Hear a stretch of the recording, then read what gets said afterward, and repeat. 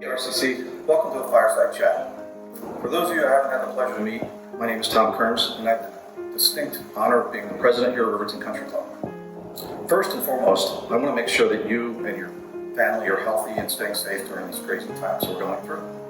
And to all of our new members, welcome to Riverton. We're so excited that you decided to join our family and the great community we have at this club. I want to start off this chat by thanking you all for your continued support of the club, as well as your cooperation with all the guidelines that we are adhering to. RCC is a really special place, and not only are we surviving through this, but we are thriving. Today I want to provide some updates and paint you a picture of where the club stands today as it relates to our successes. In terms of membership, we're hitting the ball out of the park. Donna, our membership director, has been busy with inquiries and tours over the past few months and has found great success with a total of 41 new members. 26 of these new members have been referred by existing members, so thank you and continue spreading the word.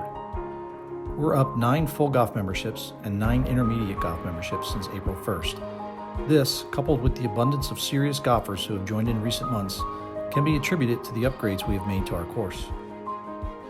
In addition to new members, 6 prior members have rejoined and 3 house members have taken advantage of our upgrade program. It is wonderful to see our community continuing to grow, and we look forward to continued success as we move forward in the year. Moving now to golf operations. We are lucky that golf was one of the first areas to open back early May, and since reopening, golf here at RCC has seen an unprecedented spike in utilization. Since reopening, rounds are up 17% over last year, which was already our second busiest year on record in the last 10 years. Rounds are also up 14% over a 10-year average of rounds played. From 3 p.m. to 6 p.m., tee time utilization has increased from 39% in 2019 to 71% in 2020. A bright side of everyone being home, members are playing more afternoon golf than ever before. In total, member rounds this year are up 12% over last year, and please take note, this is without having any golf in April. Additionally, tournament participation has been through the roof for every primary event so far this year.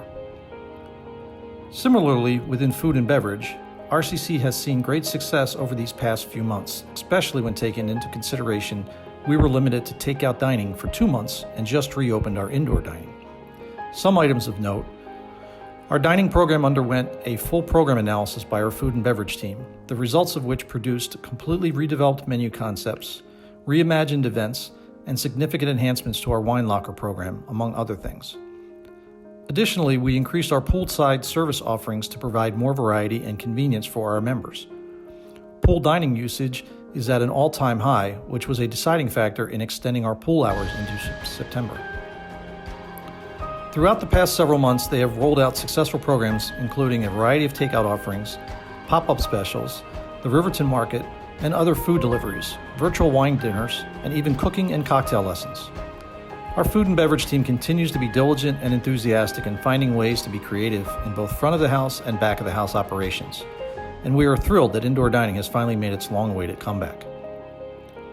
And now on to the numbers. Overall, we remain strong financially, a true feat during these crazy times. I'd like to take this opportunity to share with you some of the actions we have taken in order to provide cash flow protection for the club, as well as inform you of some other benefits that have occurred that have put us in a strong position at this time. I'd like to start by thanking you all for continuing to support our club, by paying your dues on time, and also for using the club more frequently on average this year.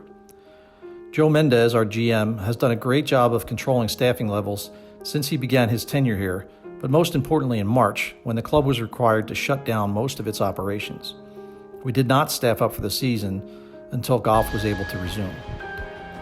Additionally, all department heads continue to control their costs while still providing excellent service, programs, and food quality. Also of note, our bank and lender agreed to suspend 3 months of loan principal and interest payments, thereby reducing our cash outflows during March, April, and May, which was a critical time period for the club.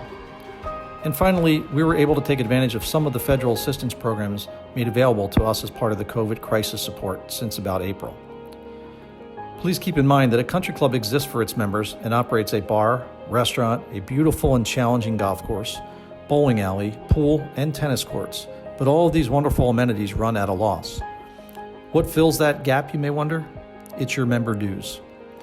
Up until mid-August, we did not run many of our major events that incur losses due to state restrictions and safety guidelines. Fireworks, member guests, music on the patio, spring and summer social events, etc. With all the items listed above, as well as the delay in running member events, our cash levels are slightly higher now than they were at this time last year. Now that we are beginning to resume these events, we will start to burn the cash we built up over the past couple of months. Reforecast and cash flow forecast predict that the club will remain in a strong financial position well into the winter. At that time, Keith Ruck will work on forecasting the last 3 months or so of the club's operations, as well as planning for next year. As always, our monthly financial statements are available on our website. A few other items of note, as we have the upcoming focus groups, surveys, you will hear more updates on our master plan for our golf course, as well as our semi-annual meeting that will be happening in November.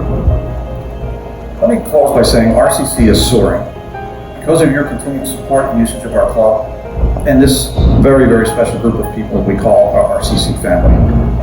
I've been so moved by the patience, strength, support, and resolve of our members and our staff through these trying times. We want you to all be safe, be vigilant, and always remember, when you're here, you're home.